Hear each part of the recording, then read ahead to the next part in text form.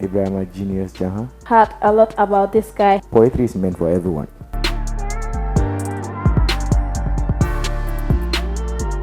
Hello viewers, I'm Miss Kadijatu. So you're watching us from our main studio here at Sokota Lambai, and this is your program, The Poetry Slam. Today in the studio, I have a guest, an amazing young man, one of the most respectful, cool, amazing poets in the Gambia. But before he introduces himself, do follow us on all our social media platforms. We on YouTube, Twitter, Instagram, and Facebook. Asalaamaaleykum mbokk seetaankat yi ñoo dellu di leen nuyuwaat gërëm leen sant leen si ànd nga xam ne saa su ne yéen a ko ànd ak Jongon Online TV rawatina nag seen programme Poetry Slam waaye tey nag macha allah wéetuma fi benn yoon si biir studio bi fii man fi amee benn gan bu sell gan bi nga xamante ne ndaw la te ñeme na liggéey waaye duma def dara lu dul bàyyi ko mu introduce boppam asalaamaaleykum. Waalaikum salam. Assalamu alaikum, ladies and gentlemen. I am Ebrima Genius Janha, a poet, a spoken word artist, and a writer, and it's an honor to be here today. Okay, thank you for that succinct introduction. Okay, we have heard a lot about this guy here today. One of the best poets in the Gambia recently, and Borom Lehel. Some call him as Babaji, and some call him Mr. Janha. Mr. Janha, can you please tell the Gambians who you really are? Well, I am just a young Gambian who is venturing into the arena of poetry to explore my talents and to also speak to people, treat them, and also change the mindset of people through the use of arts, and that is poetry. So I have been doing poetry for not long time now. I think I started in around 2019 to be precise. That is when I started poetry. But before that, I was busy in acting. I was doing acting. Like that is at school level, this debate competition and quiz.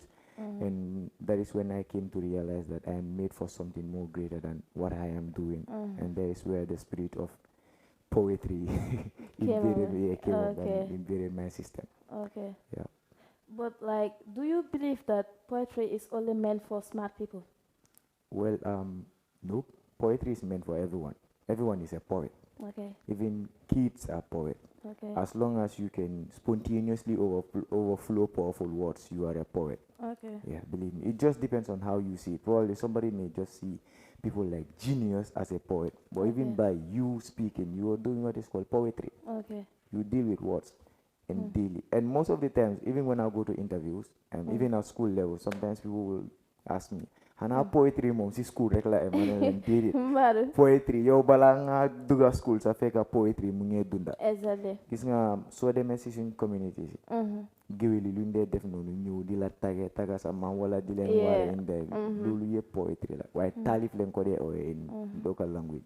So it's not just meant for smart people, it's meant for everybody. It just depends on who wants to take it as a career. Am nañu ko dee waxee comme wéy la rek ba dafa depend si yow noo ko lay defee comme artiste yi doo leen mën a différencier si artiste yi parce que ñoom tamit di seen comme dañ dee joxe seen voice yi si nit yi so dafa depend rek different bi mooy comme yéen noo leen ko lay defee ak artiste yi nu ñu ko lay defee is different. Waaw it's kind of different ba pare ñun let's say artists yu bëri not all of them but ñu bëri they just stop at the surface point of everything. Okay. yaa ngi understand waaye soo ñëwee si ñun leen dee gasal la ñu génne toj yaa yi yëpp exactly for example artiste su la bëggee xool right now su fekkee ne benn artiste mu ngi toog fii su la xool dafa wax ne you're just beautiful you're beautiful em na si waaye let's say su fekkee ne okay genius as a poet moo la bëgg wax ne yow da nga rafet I may say it this way you are an epitome of God's perfect creation.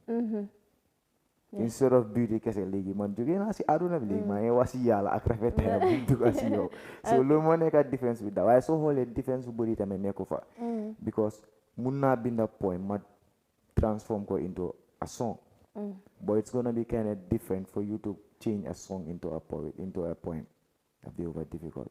Really? Yeah, really. It depends on who is writing. Let's say few artists yoo xam ne comme machine ñoom comme Manka ST am na seen certain songs yoo xam ne dama ko dee déglu ama dee fii ne boy kii su tegee li si poetry bi dafa sig de dafa xalanduroo daal dafa xalanduroo ba pare all the devices that are needed for you to call your write up a poem are in those songs. Okay. Yeah. So difference dafa nekk but difference bu bëri tamit nekku fa. Okay. Exactly. Okay, like xam ne ni ku intelligent nga da nga intelligent trop. No, man, you're intelligent. Da nga intelligent based on what we say. Da nga intelligent trop. Mënoon nga choose leneen lu dul poetry. But nga prefer pour nga def poetry. Lu tax nga choose poetry than anything?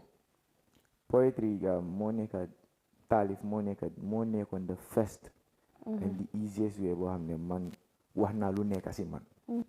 You understand? So ma nekkoon benn façon xale boo xam ne comme at an early age dafa am jafe-jafe yu bëri yu suy ma jaar. ma nekkee xale. ñàkk naa i xarit yoo xam ne comme di ma nekkee xale la gars yi gaañu. comme ñu bëri yéen sori si man. and those people bokk nañ si ñoo xam ne comme dañ ma inspire a lot. they install a lot of things in me. And the easiest way pour ma génnee ko wax ko nit yi was through poetry. So there was this time boobu poetry dama ko daan daf di woo foni si man comme ni su taxawee ni mu ngi perform ma def lii def lale def lu la daf di woo foni si man sometimes daf lee mën a foni kii xanaa kii dafa daanu so something like that. So time ma nekkoon ABC bu nekk New Juice one. I think that was in grade 7. So dafa am benn teacher Mr. Kante daf ñu joxoon assignment fekk we just dealt with this poem when Africa was a young woman, something like that, by Tijan M. Sala. Literature, right? Yeah, literature. Yeah, you father was primary school. Yeah, exactly. So xam nga ñu ngi laal poem boobu comme mu ngi neex ak man de waaye indi time mu ko dee perform na ma dee nekk di réer di so I will like dafa mel ni yow art student nga de. Yeah, I studied arts in high school. So bu mu performé bu mu lifinee loolu pare léegi mu jox ñu assignment mu ne ku nekk na dem kër mu binda poem. So next lesson boobu la ñoo present. So maa ngi àgg kër full day maa ngi yuga sama la lay binda.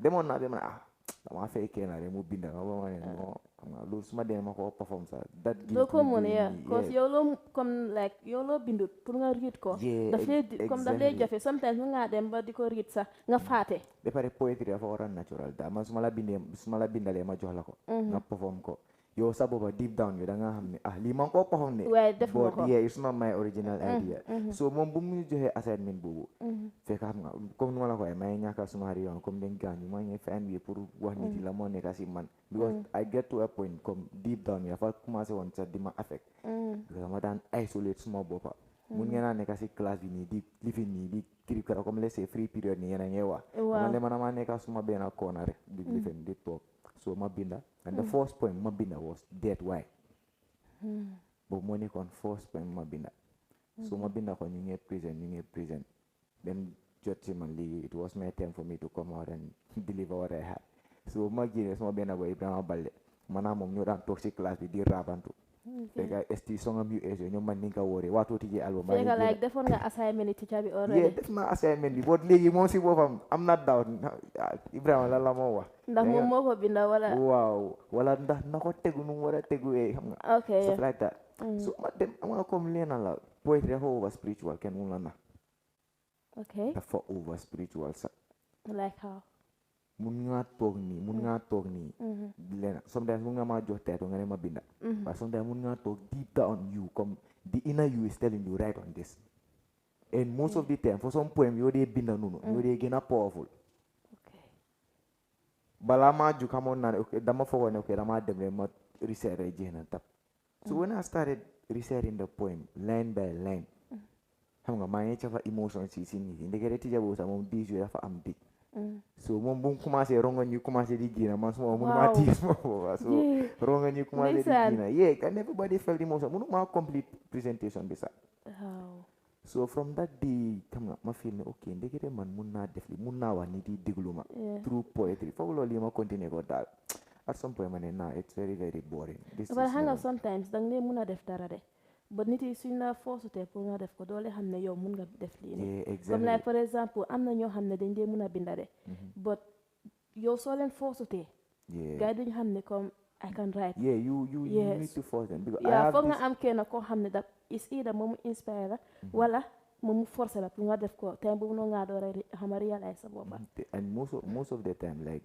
those kind of people ñoo dee gën a dangerous gis nga this poem The Ugly Truth ma record man ak Alpha te Alpha di binda mu asin ma ko but he never wanted to record so ma force ko ma ne ko sa first poem danga ko record that was the darkness of this world when that boy recorded the poem si biir studio bi si dafa dugga si buudi mu record dafa génne producer fàtte na ne sax dafa war a stop di record yeah like the words were so powerful because yow dang dee mën a gis the capability in them but most of the time ñoom ñu ngi ko dee mën a gis but suñu demee ba realize ko ba gars yi commencé di ko pasu day dangerous de ab dee mel ni moto boo xam ne comme pousse mu taakal xam nga sometimes dang dee mën a jóg nii suba tey nga bëgg a taal sa moto mu bañ gis nga driver bi nag soo demee ba pousse ko mu taal ko ngay dem rek exactly so after presentation boobu ma dem grade 8 bindu grade 8 foog ma binda naa dara sax yeah I think I wrote something and see basic graduation that was in 2018 2019 I think dafa am graduation bu amoon small school okay so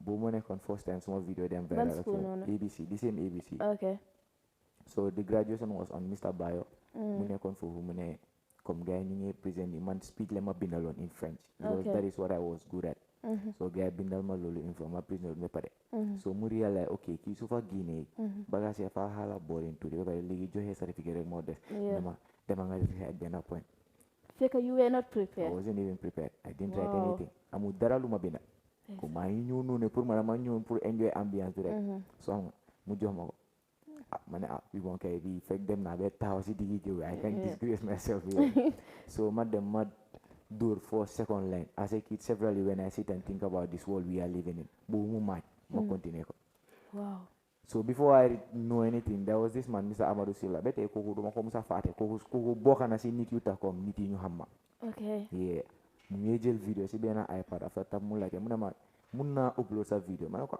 man foog ma wax ak suma parents yi because ma powerful like everything was just powerful ma ne ko foog ma wax ak suma parents yi so si la wax ak suma dad fekk mu ngi binda number ma ko jox ko dad bi call ko after mu send lifin bi dad vidéo bi dad mi bi so mu ne ko okay that's fine you can upload it guess what dama commencé di dem si school comme maa ngi dama dee dox dem school te mu kenn ma daan oo dama dee nuyu wante nii sax ñeneen ni ñu fay ma ñeneen duñ ma fay so léegi su ma dee dox si biir dëkk bi nit yi di ma oo boo yow yaa nekk xale ABC boobu wow yeah like that is how things yeah dang lay kontaan dang lay yëg sa bopp dama dee yëg sama bopp te su ma dee dox ma dee def nii na léegi su ma dox ma xala firi mbaga nit yi so bagage yi noonu la demee daal man ma ne bi moom kay lii moom fekk dem naa ba fii nit yi xam ne ma balaa maa dugga studio day dama jingu ko ma xool naka la so ma record suma first poem bi time boobu I didn't know how to share anything like xaw ma naka laa ko dugalee si internet bi ba nit yi am access to it so the only means of sharing it was on WhatsApp so people kept on sharing and sharing because loolu leena la ma jàngal gis nga when you're doing something and you picture the life of people the hardship that they face yeah soo ko picture sa poem rek tap then they easily relate like yow loo nekk di wax ne is very true cause duma daan déglu poetry but bu ma waree invite foofu naka añ bu ma loon start suma programme bi then ma dem si YouTube channel am bi ma déglu like man ko loon feel after since mu ñëw si studio bi sax mu ngi ko research sax mu ngi ko feel xam nga ba après sax toog naa sax maa ngi xale suma mind bi change instant xamaatuma sax lan laa koo laajte danga lay am feeling boobu noonu danga ko lay yëg nit ki su ko lay wax danga ko lay yëg so like it's powerful that as long as yaa ngi amee xol waxuma ne xeer mu ngi fi de waaye su dee xol nga fi amee daal so léegi am na ko amee xeer si definal bi yaramam naw ma de yaa ko wax de waaye as long as yaa ngi amee xol nit mu start to research you definitely feel like somebody saying something that has to do with me poetry moo mel noonu foofu nag Kandji is one of the only few poets yoo xam ne comme àdduna bi yëpp ama dee toog ma déglu gaay te moom like poems sami daf lay xool like real life comme life bi naka la mel ak even country bi sax country bi that is one thing I love about him and mu ngi waral launch album am nag de Dinkendo so you guys stay tuned ngeen support ko comme noo leen dee supporté any other artist or any other poet and support poetry tamit because si concert yooyu rek leen dee mun a oo nit yi ñoo dajale at least ngeen gaañ xam leen tamit si biir nit ñi xam ñu si biir nit yi so leen génna ñu support ko ku génnoo nga support ko baala lu ma la so léegi génna leen ngeen support ko mën a kaañe parce que Genius mu ne ku génnu support ko rek baala lu la aaxal comme man moo xam naa man maa fa njëkk a dem parce que man bëgguma américaine aaxa waaw inshallah I'll be there so try la ngeen dem fekk ma foofu noonu inshallah like recently yaa ngi lifin video yaa ngi def video and that video is talking about like the pain of losing your friends and loved ones bala ma nga research na ko ma research la okay sometimes you must be different to make a difference. You will always have the same if you keep doing the same. They might be familiar with Genius Janha's smiling face, but hardly do they know the number of times my emotions blended like a shoelace. Hardly do they know the number of times my emotions were pushed by the hands of death. Losing friends and loved ones that I never had the chance to say goodbyes to.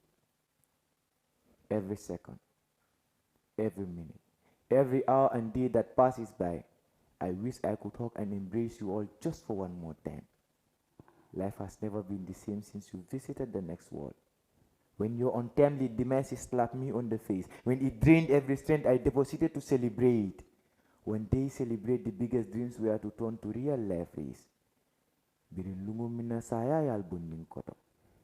I feel bruised and battered. I fear elaborating on it, for it really makes me terrible. You have been the strongest shoulders to lean on, the pillars to hold on to when hardship flooded my life. Pick my hands when I am down. Not only did you show me the road, but show me the way to create my own path to greatness.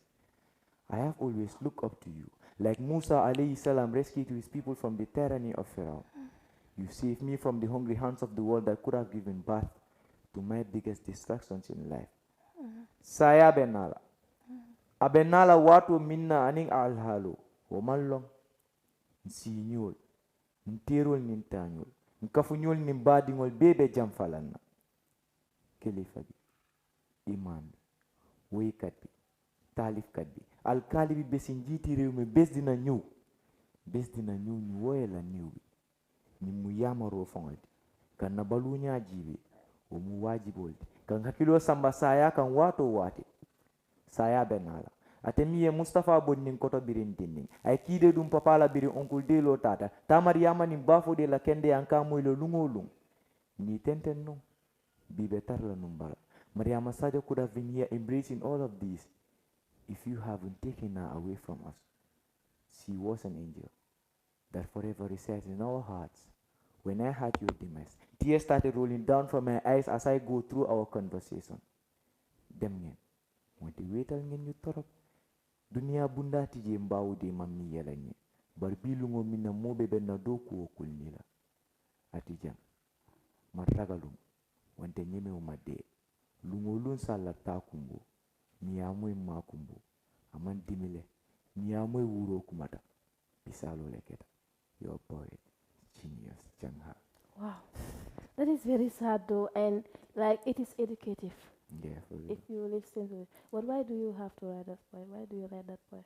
Well, I got to a point in life where I've talked about almost a lot of things. I've talked about hatred, I've talked about jealousy, I've talked about whatsoever we are facing as a country. I've talked to the world itself, because the first thing I did was to talk to the world, and that was the world we are living in point. So I was like, okay, it's high time I talk about people that are lost. You have and I've always want them to be remembered. Even man suma demee ba dee sax you need it ne saa suñu dégloo suma poems yi ñoo feel ne okay diw ak diw dunda neen they have contributed to Genius Janha's life. All these people ñoo fi mention ni dañ over contribute to my life, especially my grandmother. The number of years that I spent with my mom is not even up to 15. Wow. Yeah, because Up to date. yeah, come few months back la delo asikir bi rek pour diga gay because bima gene ka wi kam bondi sunjo tap yen sama na merol mamale atu jere. So lulu mo tas ma so se ba gena set all of this, and most of the time people be thinking they come say so se fake all of la because my mom typical jahankala. Okay. So mun nga toga mana mom sa ñuy waxtaan sa yow do diga ñu lu ñëw because of the language how exactly how deep the language is. So mère bi bu mu demee bu ma demee ba di door poetry maa ngi ñu aga foo xam ne hey well lii moom kay yee nit yi ñu maa xam te boobu la gaañ, and that was on the 14th of February 2020. Very sad. So si la gaañ. May her soul rest in peace. Amiin yaa rabbi. So xam nga bugoon naa mu fekkee tey di yu ma toog si télé ñu ma interview di yu ma oote thousands of people ñuy ñëw di fekkee suma interview di bu xale di génn TV ñu ne ok Genius Janha moo nekk poète bu ñëw lu ko ba moom pour moom tey moo xam ne ndekete xale bu ma bambaane ma tege exactly dafa neex si xol nag dafa neex si xol but sometimes xam nga sometimes ma dee toog su ma ko xelaatee dama dee jooy. Yeah, like damade talk to nigga my age, you need to see you smart very mom like because it was like a mom. Damade began so do mo ko de oye mom, na la ko de oye yeah. Listen. So xam nga ku it's my life. Ñoom Mariama Sadio kooku bokk na si nit yoo xam ne dañ daan ñëw school gars yi jël seen lunch bi ñu jox ma ko pour ma dem rek ma mun a record poem waaye tey comme ñu yëpp munuñ fii nekk so am nga sometimes dama dee toog dama dee over lonely am naa nit yi around me but dama dee lonely because nit yu fa nekkoon tey ma ko soxla woon only few are around so xam nga ku nekk daal you have those moments but man su ma bëggee moments yu génn dama dee focus si binda su ma bëggee mu génn ma dee dem binda wala ma déglu loo xam ne daf ma génne si loolu because you cannot live in the past forever it's sad though but alhamdulillah comme jàngal na ma lu bëri tamit daal so I'm all okay. Okay, God knows the best. Yeah, God knows. Moo xam lu tax mu def loolu xëj na tamit loolu moo gën si yow. Exactly. So dañ koo ñaanal rek dañoo ñaanal gaay rek yal na suuf sedda gaay seen kaw. Okay, like basically every beautiful story has its hurdle. Definitely. Yeah. What are some of the predicaments you face as a well-known poet? Well, I can't do all what I was doing before. Okay. I can't go everywhere that I want to go before. Lulu is one thing like it's one of the most difficult things. Because right now everything lo nekati def nga best hell here like definitely this will be the outcome them and need them maham. I can't munuma dem club regularly. Munuma dara munna even if atu like training things mungi am si biir dëkk bi man duma muna gina ma jël sets. Yeah, because okay, let's say for example, let's say affaire diine la. Diine bi mu ngi wasili. Man suma waree gina as a poet, I can come and take side even though I'm a Muslim. Because man suma liggéey mooy dama gina wax nit yi loo xam ne dafa gina ta unity mu nekk si biir nit yi. But even with that, some people dañ ko dee gisee otherwise. Xam nga like nit yi duñ benn. Yeah, exactly. So they def da ngaa guma rek nga def waaye like people have their own perspectives. So nit yi duñ benn. Yeah, nit yi duñ benn daal. Ba pare another thing mooy comme nit yi they understand. They understand poetry. Okay. Yeah, even some poets then understand poetry. Just because the magina mawadara about leaders doesn't mean okay it's directed to this particular person. You understand? Poet bugina mu wasini tamal ne ko hamud poetry. Te ñun poets ma lay gisee ñu ngi génnee poème nde was nit yi leen dee wax so ñeneen ñi ñoom di way nu gars yi interpret things daf di over difficult sometimes dang dee gina sa boy yow lii nga waxoon so you have to da nga war a talk you have to sit down and explain things okay lii la waaye lii ak nii ba pare comme siw dafa nekk loo xam ne comme dafa over dangerous especially at an early age dafa over dangerous and they gather unnecessary enemies waaye loolu yëpp it's a beautiful part of the work because foog amuloo ñoo xam ne dañ laa nekk di criticize ak yow doo dee mën a liggéey no life bi sax noonu la sax cause foog nga am ñu la bugga ak ñu la bañ nit ki comme mënuloo toog nga ne ñëpp a maa bugga loolu moom kenn even yonante bi sax am na ñu ko bañoon so it is normal that it's normal dafa comme man there is one thing about me loo xam ne yàlla ma ko may like I'm so good at like ignoring certain things and focusing on the positive ones. Okay. Yeah, even comme coow bi nu mu di bëri daal man moom maa ngi focus si liggéey bi rek. Yeah, because sanga la okay yow nga génn nga wax ma tontu keneen génn mu wax ma tontu diwaag ñu génn ñu wax man kañ lay am temps pour toog bi dafa waste ma time so xam nga daal loolu yëpp bokk na si loo xam ne ko dee daj especially even su our events organized events at Gambia fii poetry not gonna lie like it's very very difficult for the past 2 years mun naa 3 years léegi major events su nekk di am si poetry comme mun naa man kenn ma xoo nekk di def so loolu mun laa nekk di wane ok ndekete am na jafe-jafe bu fa nekk lu gars nekk di face nekkut pour man pour ñu nekk si gannaaw la fii da nga organise poetry event single sponsor sa doo ko am comme benn nit mu génn sa mu ne dafa la sponsor du dee am loolu moom nit ñu bëri jooytu ne ko dafa tax sax ñu bëri ñu daan def poetry léegi dañ ko quit only few ñoo nekk di dem lack of finance te fii poetry event boy comme proper poetry event you spend nothing less than 300 to 400,000 su dee yow da nga bugga sa event bi dem da nga book venue te venue bu gën a cheap Gambia fii den la almost 100,000 nga ko dee rente sa sound system ñëwul sa other logistic things you wanna def moto boy fail pour run sa things yi video you wanna shoot te video yëpp a seer so loolu loo xam ne comme and poets are doing really well comme ñu ngi over job ku la wax ne poets yi nekkoon di liggéey mun laa na ñu ngi over liggéey sax ñu ngi over liggéey less than 10 good years in the game poets yaa ngi feesal pencami ñu ngi feesal Gambia College ñoom Ibu Ñantiara so loolu mun loo xam ne artiste yi sa waaw daf lay difficult ak def nañ si music industry bi how many years but mënuñ ko so loolu mun laa wax ne ñun ñu ngi liggéey de waaye pour léegi nit yi génn si ñu dimbale ñu loolu moo nekk problème you go to other countries ñoom Prince Iye ñoom Suli Bricks they are going for international tours comme ñu ngi travel all around the world so bagaas yi daal yéen laa nekk di waxal léegi yéen ñu ma nekk di seetaan ñun jéem a ñu dimbalante Nigerian music fu mu aaga Nigerian yi ñoo ko fa yóbbu Indian yi seen movies yi fu mu munti aaga Indian yi ñoo ko fa yóbbu so Gambia ñun suñ bëggee poetry mu aaga level bu mu bëgga mu aaga booy dañ am pour pousse ko te man dama lay gis like Gambians yi dañ lay support yeneen foreigners yi than their own Gambians loolu daal man like loolu man daf ma lay jaaxal naka nga mun a andee keneen koo xam ne danga ko fay ay thousands wala millions yow nga bàyyi koo xam ne kooku noonu moom moo ko daxal lu moo def sax ci sa dëkka ci sa xefi boti ngay dem asi keneen di yaaxa xaal ba pare nit yi di fay ticket time boobu noonu la Gambians yi di gën a sawar di dem fay ticket su seer yoo xam ne even Gambians yi fii nii dangaa gis Gambians yi dañ lay wax ticket 300 yeneen foreign artistes yi ñëw ñu jaay $1,000 yi xam nga yooyu noonu ba pare yit si daf lay fees de waaw te ko ko dafa dem rek di yuuxu noonu rek dem yoonam te ñun luñ munti am yëpp comme fii la I'm not gonna lie comme suma past event bi Jungle TV cover nañ ko like more than 20 upcoming poets perform nañ si stage boobu Yaldin alone we had about 12 poets moo nekk groupe yi xale ñu doon perform noonu 12 of them and that is different from other poets xam ne comme dañ leen may like different freestyle session bi pour ñu mun a joxe open mic session pour ñu mun a wan àdduna yi lu gaay mun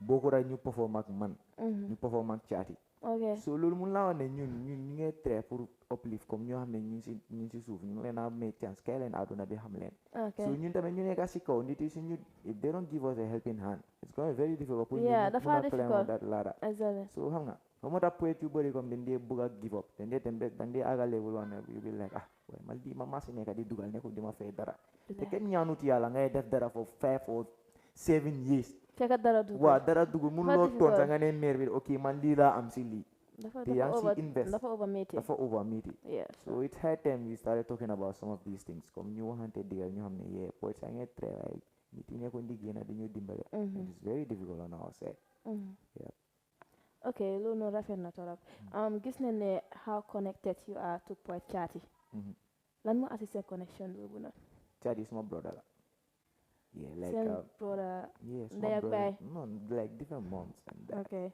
waaye soo xoolee man nu ma dee Chatty man moom since I think 2020 lañ xamante 2020 lañ xamante daf dee def lu ma def rek and we stick connected te moom moo nekk first poet ma amal programme I've never had any program with any other poet but moom la woon and our bond is so close Chatty suma nekkut kër sax day ñëw suma kër te dafa toog comfortable and the same mu xaar la ba nga ñëw so daf dee dem sax check suma mère bi and man tamit the same thing comme dama dem seeta ma over comfortable foofu comme our bond is so close te fu nekk ñun ñoo dee dem he's just my brother and tama we are so close ñu ngi def the same thing and I work with him on a project and he is somebody that is very very nice to work with daal comme dafa over yombal liggéeyal and ñu ngi am lu bëri loo xam ne ñu ngi ko war a yekka yéen ko plan daal ñun daal ñun moom ñu ngi toog fii di xaar de ñu ngi toog fii di xaar yéen rek lañ nekk di déglu fu mu nekk ne léegi tey lu nekk di plan su ko yekkee daal dika bi dinañ gis ñun dégg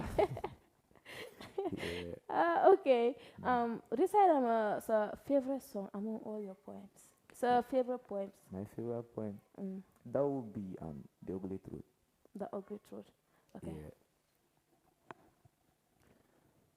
ñaaka juddu rek moo lay tere dee lu dul dëgg rek doon fen te ku dut yàlla doo kenn ku gën a noppaleku mooy ku jiital xel bi xam ne nit ñi duñ benn no introduction the same kid that took you through the realms of sun. We celebrated the birth of destruction when the nation couldn't see the rise of the sun.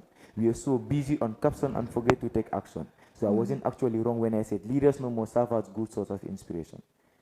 Ngole nin tonya keso mon kuntun sate kono ko alkalo. Be mela dula kile ne ko kurampolo. Bi badi man badin si.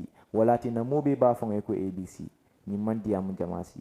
If speaking the truth when everybody chose to let it die is revolutionary, then why the silence? My emotions have been kicking me deep down. See, I'm not sure if I'm wild like my thoughts or my thoughts are wild like me. But brothers dying every day. Sisters losing their lives in labor when the seat of the solution is right on the table. But who is there to pick it? Defeat it and see it. Mothers didn't live longer to see their children grow into heroes. Father invested a lot in his children, but didn't live longer to see his children make his dreams come true. Life is playing a game. And do we even know who we are? We are Barcelona. He is Atlanta. He is Real Madrid. Manchester and Leicester, the devil is FIFA. A battle between what's right and what's wrong. But how can we forgive and forget? When who to forgive isn't forgotten to be forgiven, or forgiven to be forgotten, what I can understand it. Who is to be forgiven for things that are forgotten in the hearts of the forgiving people, that are forgotten by the system that wants to be forgiven.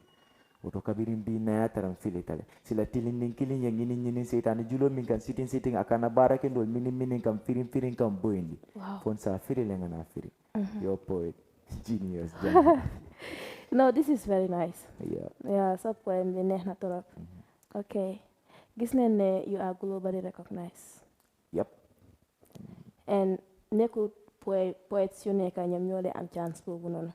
Lan moo nekkoon sa reaction boo gisee message bi? Like, and how do you feel to be globalized?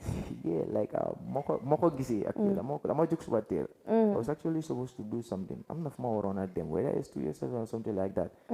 So my gis email yang hala sakan tudi. I was like, okay, maybe come I want something on social media handle see then let them not remain and message yes stuff like that. But I was like, nah, this is learning lawat.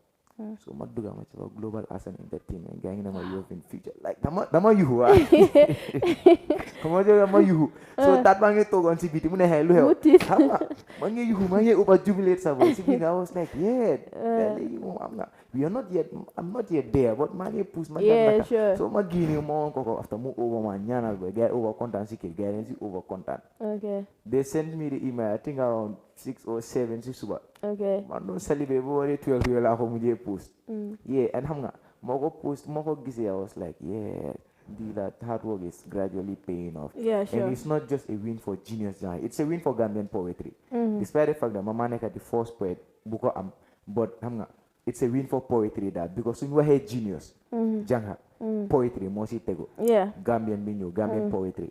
So lulu lena lolo hamne kom poet whoever is doing poetry in the Gambia here, mun nga am duko opa. But fok ñu gom suñ bopa, gom lu ñoo def, texte ñu respect lu ñoo def tamet. Lulu yang ko abala interview and it's something that is very very important. Yeah. I'm not gonna lie, yeah. Come people do see, okay, then they get Genius, okay, definitely. But lu bari la daj ci ron. Ak lu méti yeb lolu muso tata ma tok sama ne boy témo ma give up, dama bay. Wala boy man li fum nekk ni bay rek ma slow down na. I have to dama de try mané boy bi mom kaya fek dem na be aga fi amut ton ba amut yu ton de ñoo dem nañ aga. Wow. So xam nga nekk xale bu ndaw just graduate few months ago ñu recognize la globally loolu dafa nekk loo xam ne moom loolu boy it's a big thing. Yeah, it's worth celebrating. Comme nekku ne man kenn lañ war a celebrate, poets yëpp lañ war a celebrate. Okay. ñëpp whoever has been supporting my mom, my dad, my younger brother Usman. Te moom moo nekk suma manager at the same time. Like my blood brother. Okay. Comme us daal man dama ko dee nekk di ñaanal lépp loo xam ne comme man achieve naa ko si poetry. Comme ginnaaw yàlla ak suma waajur yi. Moom la. Okay. Yeah, because he knows what he is doing. Ba pare comme daf dee bàyyi lu nekk mu focus si man. Right now mu ngi liggéey de. waaye comme su liggéey boobu man suma boss su jotee. xamal ne fa quit boobu mu ñëw focus si man. Ndeysaan. Yeah, because let's say xam na lu ma daj xam na family fu ma jógee and the situation I left at home and why I am doing this and xam nga how ambitious I am to change the narrative at home. Nu ma bëgg a lifestyle with change. So, okay, that is very amazing. Time is not on our side. We wish to continue, but time be more living. You ma alert the time is up. So do ma def dara du bàyyi la nga joxe sa concluding remarks. Yeah, comme di la wax jërëjëf rek. Okay. Yeah, for having me around. And thanks to the entire Jobul TV. No, fi moom suma kër la Sa liggéey kër la, daal. Yeah, because even outside like liggéey bi am naa ko ñu bëri fii. And to people that have been supporting poetry, ma nee naa ñaax rek ñu gën a push, let's keep supporting poetry. Buñ em si support benn nit kese. Xam nga mun nga am sa favorite, mun nga ne genius or genius moo nekk di fesal pinche mi, so dama ko support stuff like that. Waaw mun nga def loolu waaye ñu support whoever is coming up. Comme mu ngi bëgg a liggéey daal. ñu support ko. And to the poets tamit ñu try ñu gën a liggéey, ñu gën a focus si suñu liggéey bi daal. ñu gëm ne bés na ñëw things yëpp na alright. Okay, thank you very much, and we are happy to have you here in the studio. And mbokk yi ñu ñoo ko gisandoor duñ def dara lu dul because time is not on our side. We wish to continue, but time bi and xam naa dinañ ko amaat next time pour ñu continue cause moom tamit beneen vibe la moom pour waxtaanaa moom dafa neex so duñ def dara lu dul bàyyi leen ba beneen yoon incha allah di leen fàttali ngeen follow ñu suñu social media handles yi mooy YouTube, Twitter, Instagram and Facebook, and we saying bye bye, we love you all, bye bye.